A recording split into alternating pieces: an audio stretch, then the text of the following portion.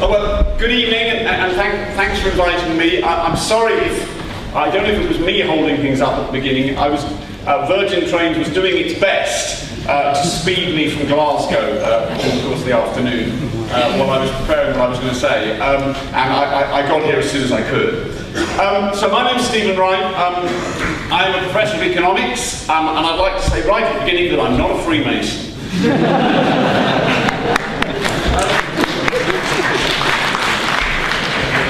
Okay, my job, what I'm paid for, is to analyse, to try to understand this capitalist economic system that we live in. And my job is to try and pass as much as I can of that understanding onto my students. So my job is to analyse capitalism, not to defend it. I wouldn't be doing my job properly if I was engaging in propaganda to my students. But tonight I am here to defend it, and I'm actually happy to defend capitalism. And I'm going to focus on capitalism rather than the Islamic economic alternative, because actually, frankly, I don't know very much about the alternative, although I do know something. So perhaps we can discuss that more later. I want to focus on capitalism, the system that I know. And I think capitalism gets a bad press. And I think recently, in particular, it's had a very, very bad press.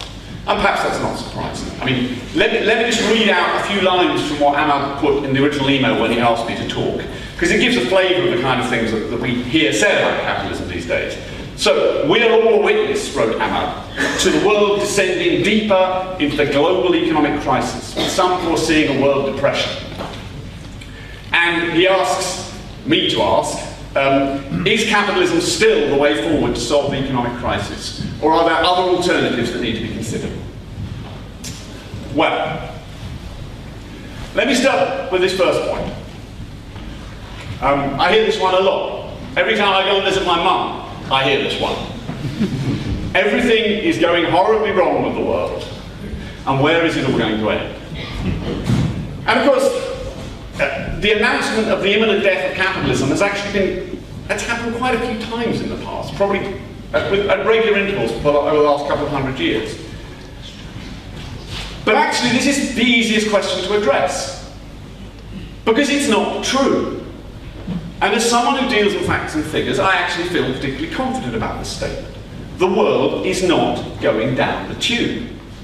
Actually, the world is slowly and steadily getting more prosperous and better off. If you look at the latest available data from the World Bank, the average income of a citizen of the world, the average person in the world, the last year we had, 2011, actually grew a little bit. It didn't grow very much. Why didn't it grow by very much? Because lots of the richer countries of the world were in depression. But I don't want to focus on rich countries. I'm going to argue that capitalism is good for the worst off people in the world. So what happened to the bottom half of the population of the world in terms of incomes? The answer is that on average, if you look at the incomes of people in what are called the poor and middle income countries, taken together, and I can tell you a lot of people in what are called middle income countries will be very, very poor by English standards. The real incomes of those people in 2011 grew by 5%. In 2011, in real terms, they had 5% more consumption, more goods, more services, more everything to spend in 2011 compared to 2010. Now, does that number mean anything? I mean, I was told not to use too technical terms, so I'll try and avoid it. I would say yes, it means a great deal. Now, you might say, well, hasn't growth slowed down a lot? The world is in recession. Well, yes, in the rich countries, growth has slowed a lot, and incomes have fallen. But in the poor and middle-income countries, they have not fallen, they have carried on growing.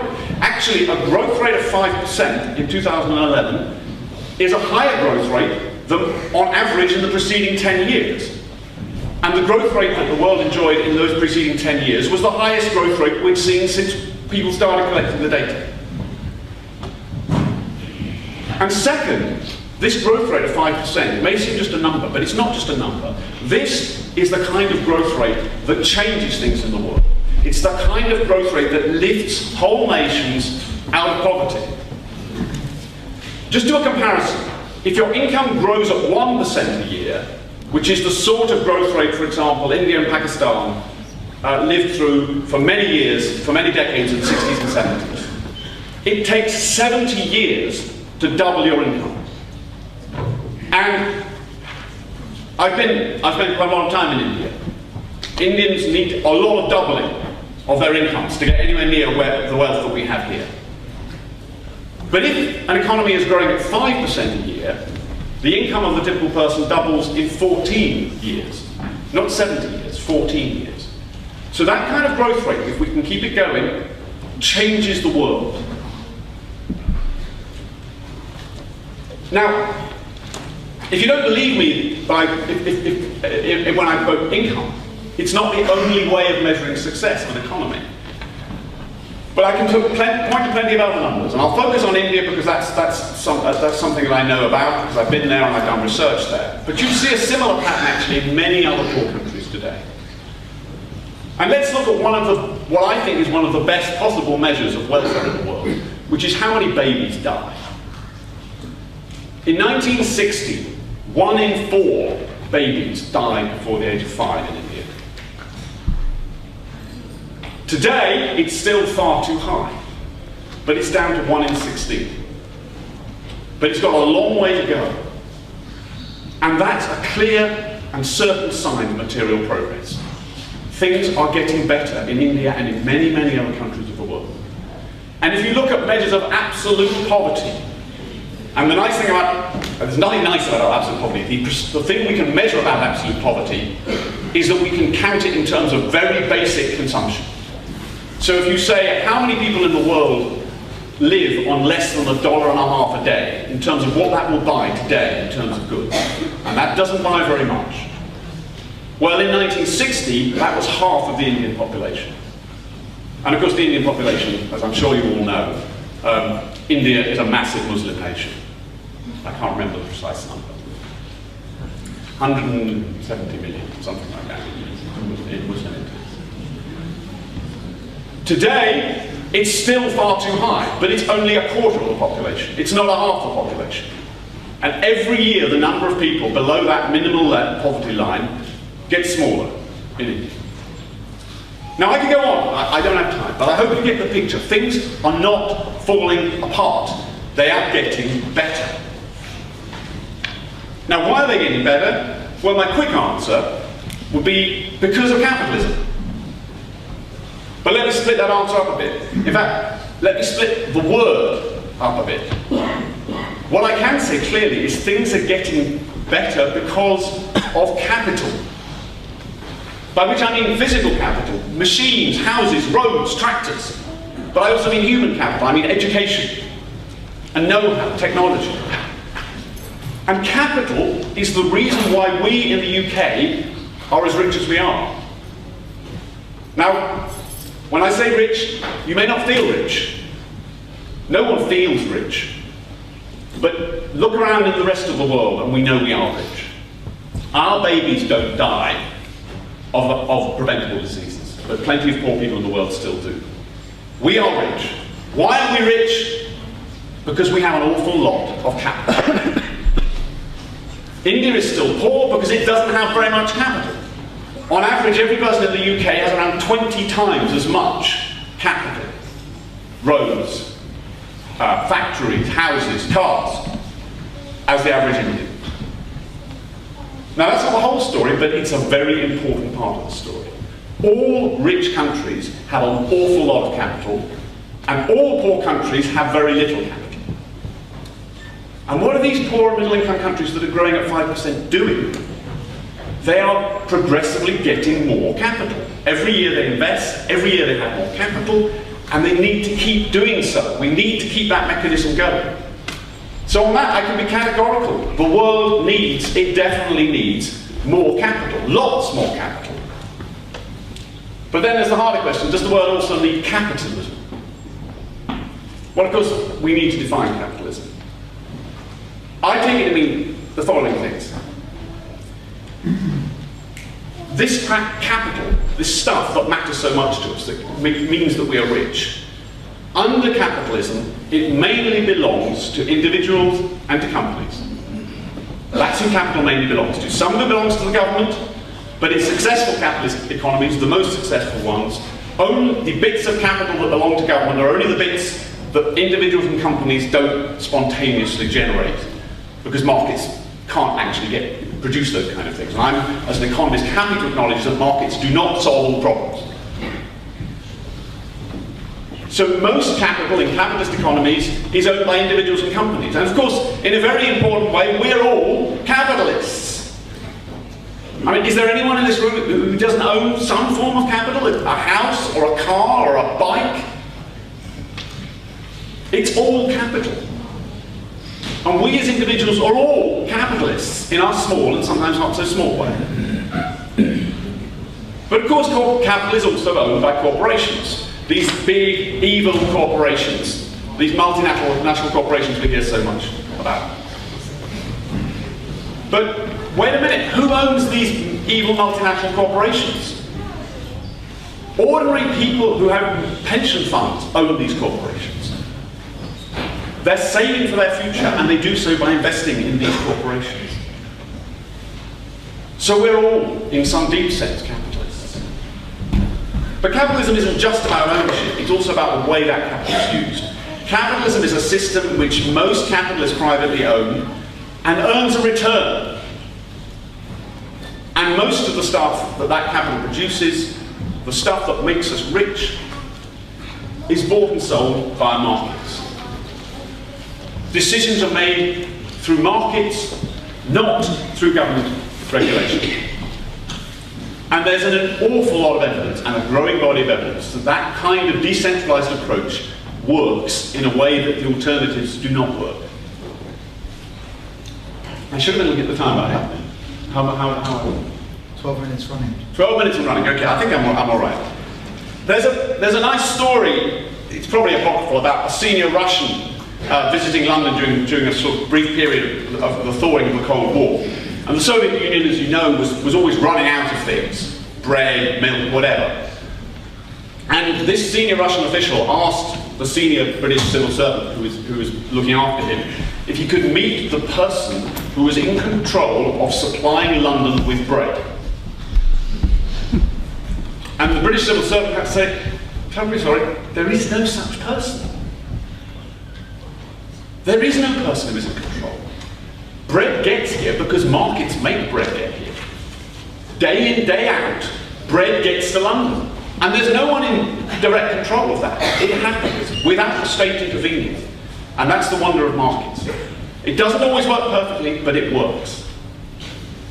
And if you want evidence from my own research on India, when did India take off? It finally began to turn itself around in the late 1980s. And then you look at what happened at that time. It was when India was when the Indian government started pulling itself back from trying to control everything that happened in the Indian economy. And it still has an awful long way to go, but by pulling itself back, India has escaped, has begun to escape, and is very successfully making progress towards a really serious escape from poverty. Now finally, in my last couple of minutes, does capitalism work perfectly? Of course it doesn't. We all know that in the rich countries, capitalism has hit a bad patch. When the crisis hit in 2008, lots of people were surprised by the crisis. Well, I've been studying economics for quite a long time, and frankly, I wasn't very surprised. Every so often, things go badly with capitalism. It's of the nature of capitalism. We shouldn't be surprised by the odd surprise. That's the way capitalist systems work. But how bad was this surprise? How dreadful are things, even in the rich countries?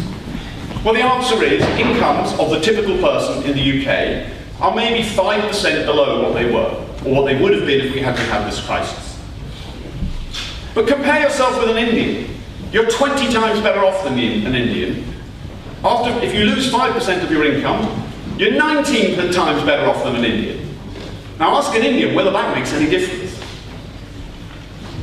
I'm not trying to belittle what's happened in the UK, but what we've seen has been a relatively small scale crisis, and the economy is still working. And that's what matters. The capitalism is imperfect, of course it is. It has some very unpleasant features. I'm not here to deny the unpleasant features of the capitalist system. But it's delivering real progress in the world. And no one has yet thought of a better system. Thank you.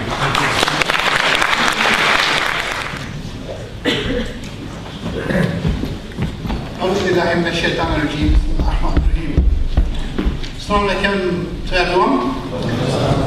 Our regards to all the capitalists in the audience, the socialists, and the Freemasons if there are any. I always feel nervous when there's a CIA event in case one of Obama's drones hits us in the middle.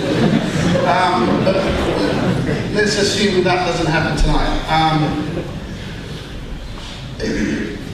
I'd like to start with a theme of rigging. Everything seems to be rigged these days. And it reminds me of the second Caliph of Islam, Umar bin Khattab. He appointed a female judge who was appointed to do one specific thing, to stop market abuse. That was in the fruit markets of Medina. How we could do with judges like that who can look at market abuse today on Wall Street. But everything seems to be rigged. You know, our science seems to be rigged by multinationals paying off scientists. Our politics are definitely rigged. Even sport these days is rigged. It's a phenomenon. You know, greed has become the dominant value of our age. It's greed that drives big business to pursue even more profits. It's greed that drives politicians to pursue more power. And it's greed that drove a 7-time Tour de France winner to take drugs. And it reminds me a bit about the story of King Midas. You know, you heard this expression, the Midas touch. If you haven't, then you can read about it on Google. King Midas was actually quite a rich man. He owned a lot of wealth and had a big dominion, but he obviously wasn't satisfied. So once he came across the god of wine and revelry and asked him to give him a wish. And what was that wish? That everything he could touch would turn into gold. And he was granted that wish. Even though he had vast amounts of gold, vast amounts of dominions, he wanted more. And that is the greed that drives capitalism today. It oils the wheels. It drives the hydraulics. It's the dominant force behind the rigged system. And why is it rigged? It's a rigged system when a multi-billionaire pays less tax than their personal assistant.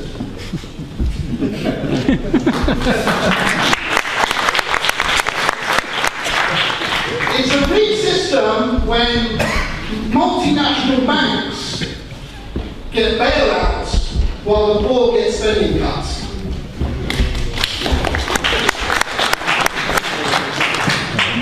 It's a rigged system when the elites write the regulations and the masses get burned by those regulations.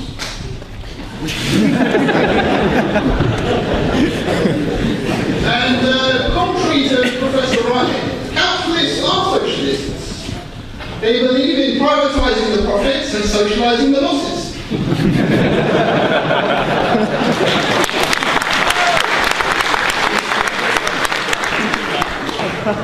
This is a capitalist system that distracts its own inadequacies by pummeling the alternatives. It's a system that distracts its own inadequacies by emphasizing popular culture. It's a system that distracts from its own inadequacies by turning active citizens into docile zombies.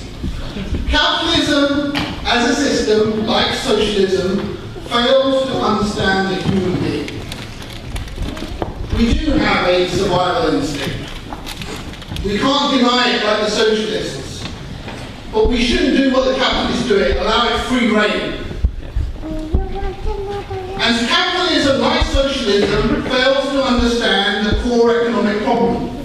It's the same whether it's an Anglo-Saxon type of capitalism, a Chinese type of capitalism, even an Indian type of capitalism. The real problem that capitalists fail to get is that wealth generation is not the actual problem. That high taxes are not the actual problem. That too much government is not the problem. And here, this is where Islam's economic philosophy is different. It is a system that is revealed by our Creator, but it is applicable to all. The Islamic system has been implemented for 1400 years over different people, regardless of their creed, their nation, their race, or their gender. The Islamic economic system views the human being as a human being, not as a machine, not as a commodity, not as mere resources to be used by others. And we believe that the fundamental problem is about how we get wealth to circulate faster for the many, not how we concentrate wealth for the few. Our belief, and this is important, is that a society where the rich hold on to their wealth is one where a society stagnates. That's why we believe that any system shouldn't be rigged for the elite, that capital shouldn't be hoarded, and that legitimate trade should flourish. And what will we do? We'd abolish taxes on income and spending, and we'd replace them with wealth-based and land-based taxes, or levies. We'd break up cartels, monopolies, and vast amounts of land that remain unutilised. We'd abolish the excessive risk-taking in finance and encourage real innovation in science, engineering and manufacturing. We'd get rid of limited liability and flawed corporate governance models and make partners and employees responsible and accountable for the decisions they make, not hide behind the law or state bailouts as they did in 2008. And finally, we'd stop the lobbying which contaminates the regulatory framework and which allows those who have the most money and the most influence to write the rules to benefit themselves. Now, the professor talked about how capitalism had done this and how capitalism had done that, and how everyone has just got a little bit better, and a little bit richer, and a little bit more healthier. And there's no denying that, that's empirical data. You can go and read about it. I'm not going to dispute that. But what I will dispute is where has that wealth accrued to most? If you look at the United States of America, probably the most capitalist system in the world, in the last 30 years, of the growth in wealth, that's only gone to the 20% of the population. For 80% of the population, the wealth has either stayed the same or gone down. In the United States of America, and just take this statistic and think about it, 1% of Americans own 40% of the wealth. 1%. You think about a society that isn't rigged, and you go and read that statistic, 1% of Americans own 40% of the wealth. This isn't some developing country that may be on the rocky road. This is the United States of America, the United States of capitalism. This is the alpha male of capitalism. If it doesn't work in the United States, where else is it going to work? Professor Wright talked about people living on less than $1 a day. Well, in a capitalist world, that figure's around 3 billion live on less than $2 a day. 3 billion, half the population of the world lives on less than $2 a day. This isn't working. It just is not working. When most of the wealth goes to the very top 1%, when most of the middle classes and the poor are losing out, when most of the poor in the world can't have enough to feed their bellies each night, it isn't working. It's time for change.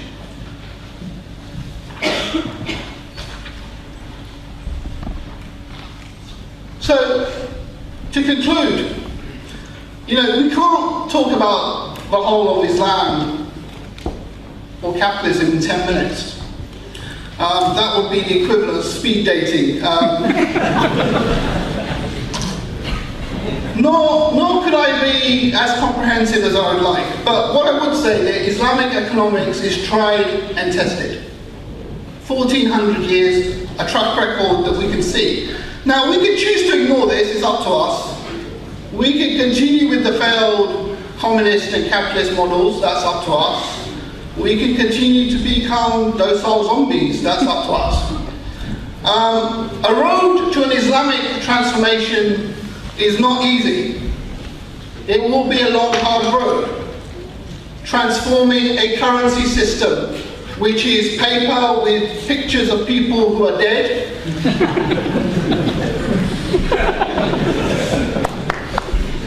to a tangible bimetallic system will take time. Tackling poverty and the causes of poverty will take time. Fixing the infrastructure will take time. We can't afford to take shortcuts. And by the way, shortcuts are overrated. They often lead to unforeseen consequences. And the reason I know that is what happened to King Midas. Because everything he did touch did turn to gold. But that included his food and his family. Instead of dying as a contented king, he starved to death with his daughter as a gold statue looking on.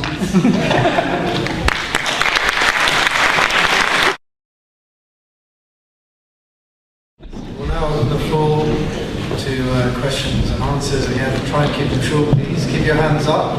I'm going to try and pick faces I haven't picked already, just to give everyone an opportunity. So the person at the far right, in the back.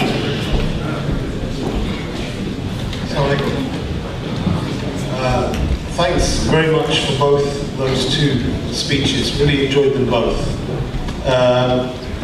Questions for Professor Wright, actually. Is it Professor Wright? I get your name. I noticed the name properly. Sorry.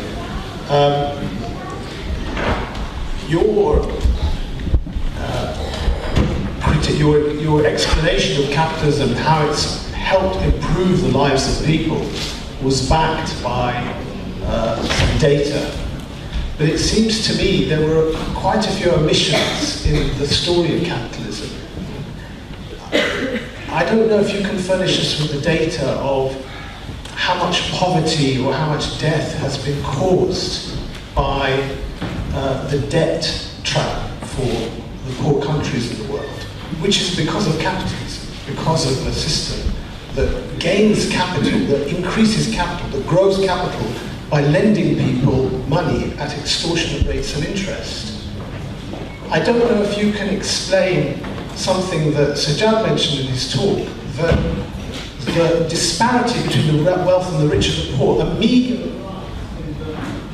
rise in the standard of living for large numbers of poor people versus phenomenal rise in the standard of living for the Lakshmi Mittals or the Hinduja families in India, or if you took Russia after the fall of the Soviet Union, the oligarchs in Russia. And then, as he described, the fact that these people then set the rules for everyone to live by for the next decades and centuries to come.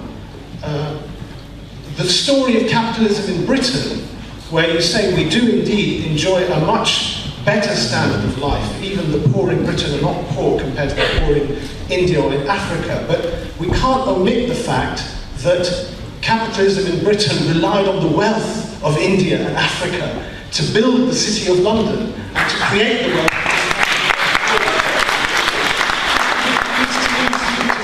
These three things, the interest that affects people, interest-based economies that affects people and causes poverty, the rate of resources of other people in the world, and the inherent disparities, which means that rich people set the rules. Thank you. Okay,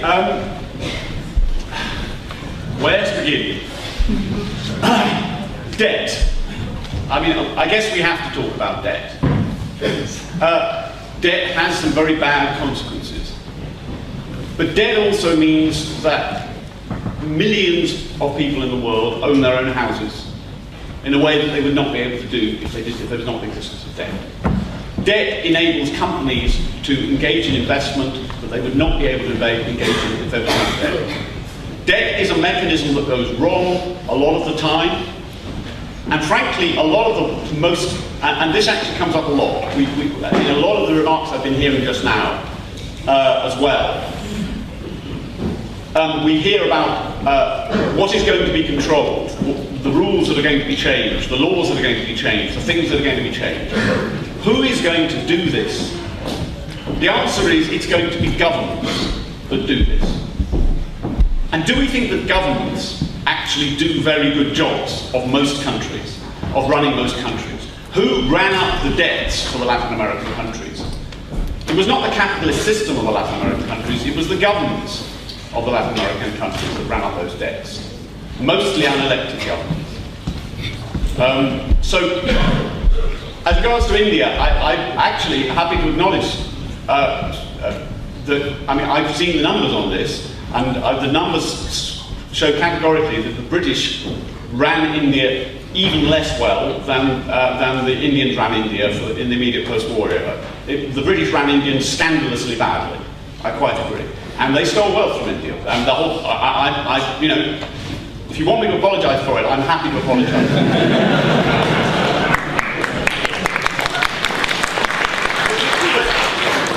Who was it? It was state-sponsored pirates who stole that initially from India. It was governments that did it predominantly.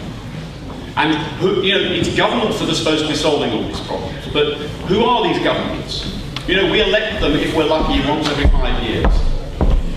Do we really think they're going to do that good a job? Yeah, thank you to all the speakers for their presentations today. My comment is really to Professor Bright. I think one of the fundamental problems of the capitalist free market system is that it's failed to couple economic growth with economic justice and fairness.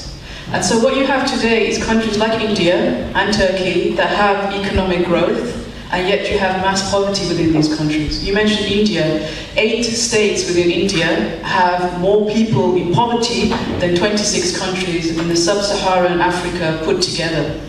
And so this is the reality of how it hasn't created economic justice. And I think one of the fundamental reasons for this is some of the policies. Interest is one aspect that's created a one-way flow of wealth from the poor to the rich, whether it's payday loans that prey on the vulnerable, or the interest-based loans on the developing world, but also the privatization of natural resources. British Gas, a couple of weeks ago, made over $600 million of profit, while fuel poverty is at record levels within the UK. So what you have is multinational corporations essentially, keeping the general public at ransom for something which is a basic necessity, whether it's water, whether it's gas, whether it's electricity.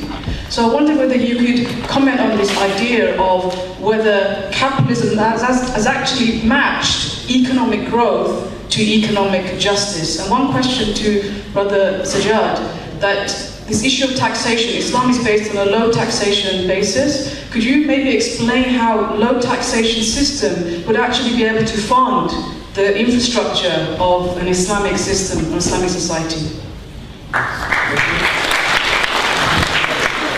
Gentleman in the grey in the back, and then we'll get some answers to the questions before we take the next match.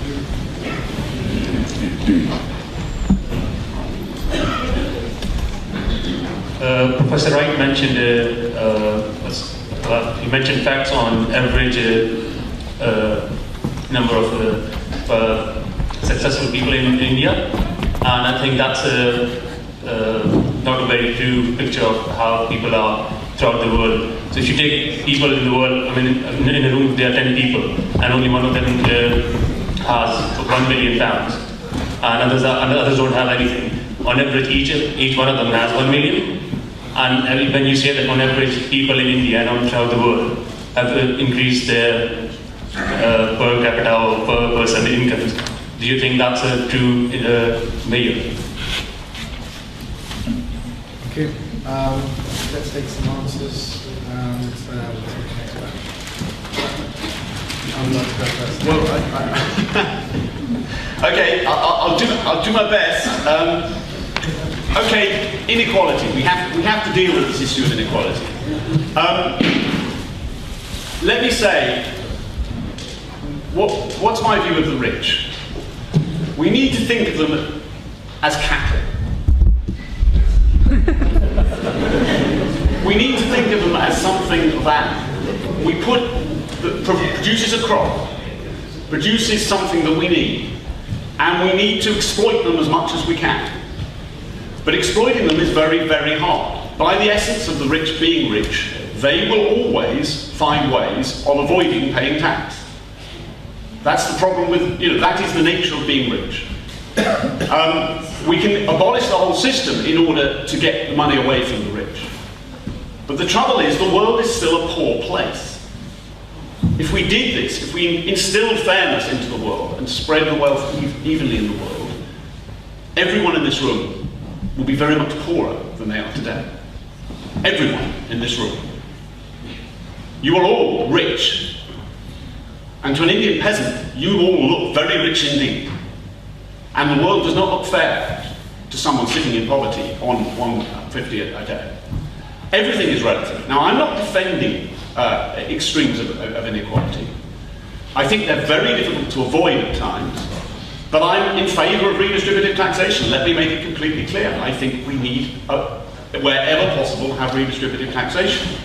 But we need to make sure that in doing so, we don't, to mix my metaphors, kill the goose that lays the golden egg. We need capital. I keep saying it. We need capital, and capital needs to be rewarded to keep on reproducing itself. We also keep hearing about fiat currency. Now, our chairman asked us not to use technical terms. If possible. Well, fiat currency doesn't have anything to do with rusty Italian cars. Fiat currency is just paper money. Okay? Do we think that paper money causes problems? Do we think that there's something fundamentally wrong with paper money? Well, it's pretty handy stuff. It's pretty handy stuff if you go into a shop. Gold is heavy, easily stolen. Money serves a purpose. And paper money has been around for quite a long time, and as far as I'm aware, is also used. Muslim countries throughout the world also have pieces of paper with photographs with pictures of dead people on them.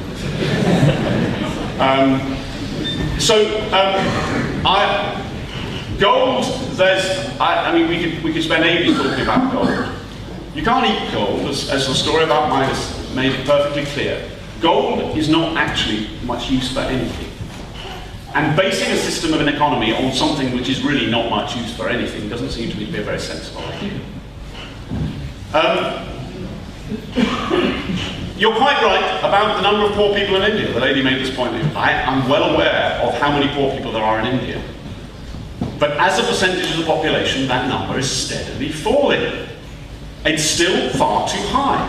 I quite agree, it is far too high, but it is steadily falling. There are more people in absolute terms because the babies don't die anymore. And I think that's a good thing.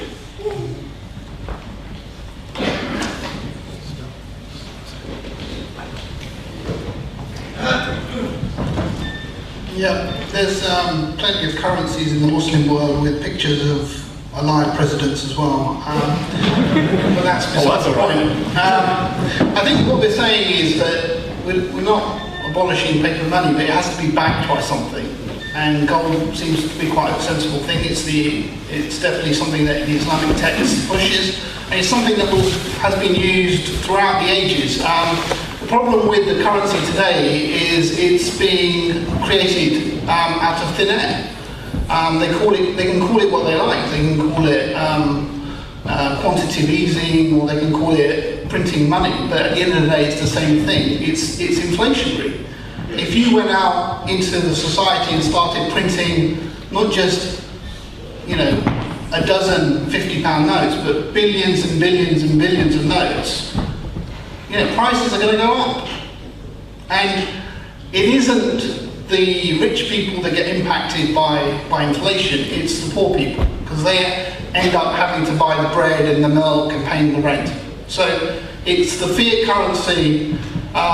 If it was only about dodgy Italian cars, it is actually about everyone. And that's why having a stable currency is so important. But the second point about taxation came up. Lots of people say they believe in redistributive taxation, but actually they don't. That's the secret. They actually believe in redistributing income taxes. So the more you earn, the more you pay. So if you look at the UK system, if you earn beyond the tax-free threshold, you pay 20%, and then it progressively goes up to 45% from April. That's what they call about redistribution of taxes. But the dirty little secret is that most rich people don't have income. They have wealth. And that doesn't get taxed at 45%. And so what Islam believes in is actually taxing wealth, or levying wealth.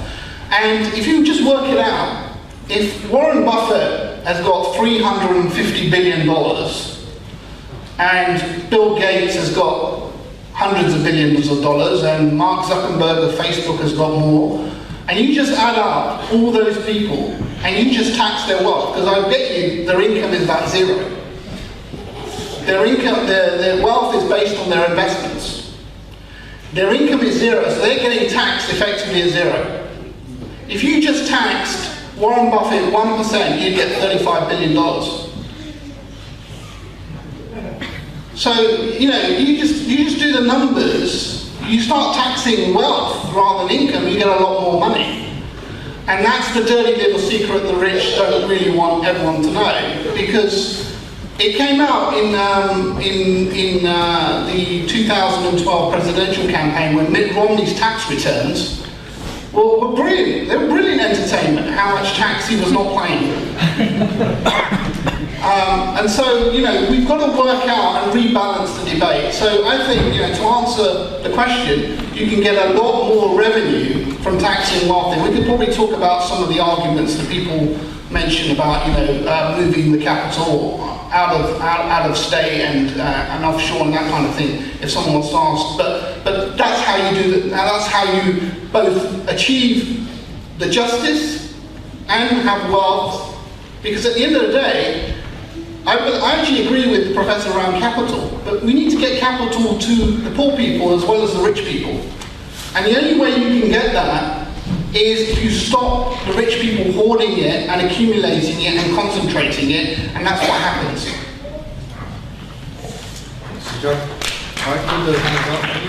So thank you for all attending, and I'd like to pass my thanks to the other three panelists as well, and the organisers. So just passing comments, you know, I think Dr. Goodacre mentioned that Prophet Jesus, peace be upon him, was a communist. I think he may have disagreed with the notion that religion was the opium of the people, though. I'm not sure North Korea is a great example of socialist thinking. I think, you know, the problem is that if you can't feed your people, I think that's the basic duty of the state.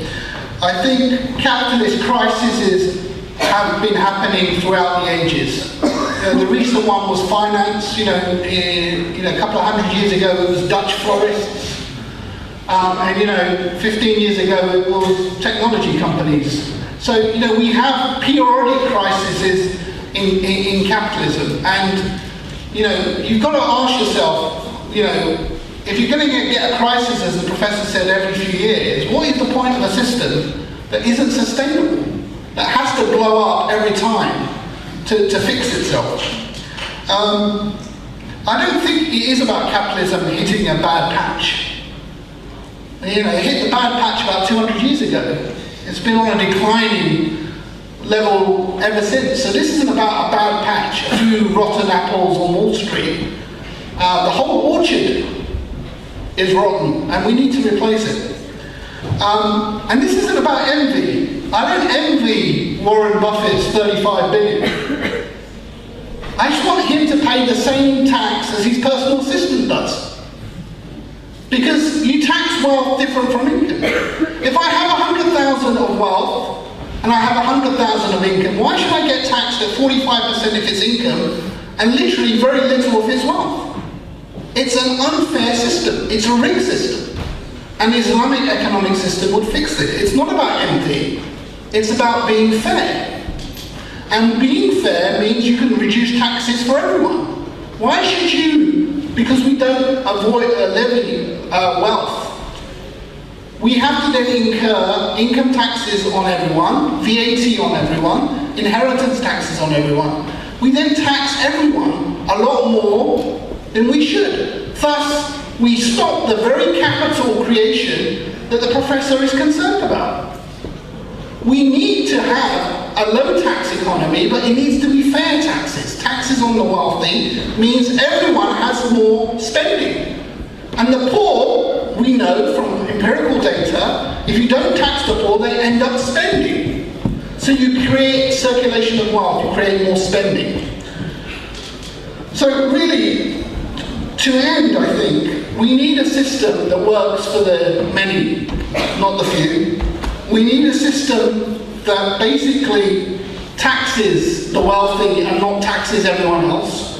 And we need a system that balances risk, prosperity, with proper ethics. Unfortunately, capitalism needs an ethics transplant that is incapable of having. There are no ethics in capitalism. It's all about the market. It's all about profit. It's all about greed.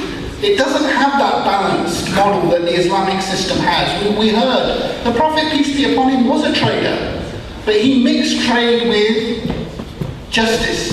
That there was, people were given the opportunities to succeed in that society. And that's the problem we see, that's the shortfall we see. And capitalism has no answer to that fundamental problem.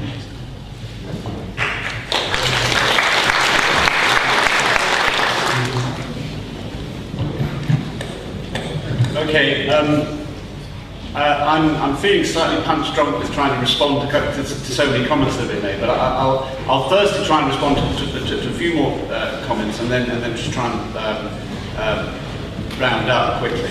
A first very important point which the lady raised over here: capitalism doesn't exist in isolation. It's just an economic system. It's not everything about the world. It's just an economic system. Human beings need a moral code. And capitalism doesn't exist independent of the moral code. We need a moral code to live by. And capitalism actually doesn't work unless we have a moral code to live by. Capitalism fails when people lie and say they're selling beef and they're selling horse. Capitalism fails when people break the law. Laws which are put there for safety or capitalism fails when it enslaves people, because enslavement is fundamentally against human rights. And I think that there's a bit of a, so I mean, I very much agree, but I was here to talk about capitalism, I wasn't here to talk about moral systems. And I quite agree the world needs a moral code. And I try and live by one myself.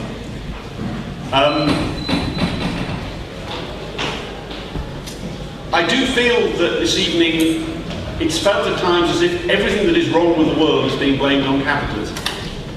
There are governments out there that are fighting wars. Well, that's capitalism for you. There's discord between India and Pakistan. Well, that's capitalism for you. The colonial system, which was not a capitalist system, it was a system of government control, did immeasurable harm. But you can't blame that on capitalism as such. I also don't recognise the version of events that I keep hearing. Sajjad said capitalism has been in decline for 200 years. I don't really know what that means. If I look back 200 years to 1812, come back, 1813, you see, I told you I can't now deal with numbers on the spot. Go back to 1813 and wander around the streets of London, and you'd see more dire poverty than you see on the streets of Bombay today, or on the streets of any poor city in the world. And things have got worse since then? Things have been in decline since then? No, they have not. The capitalist system has produced immense wealth, which has made London one of the wealthiest countries in the world. So, you know, it is not all falling apart. I come back to what I said at the beginning. It is not all falling apart. It is still working. And I heard a lot of my colleagues on the panel saying tonight, we need a system that. Well, can I just finish by saying this? We need a system that works. And capitalism works for all its faults. Just want to encourage, firstly, thank you to the panelists and once again to everyone for attending. I'd like to encourage our panelists to continue this dialogue. Certainly in 2 hours we wouldn't be able to cover all the points. Hopefully there's a relationship of further dialogue, and who knows, maybe next year some of us may be back here on the panel with further details. And I also encourage the audience to pursue some of these thoughts that have been put on the table as a way forward for the world's economic woes.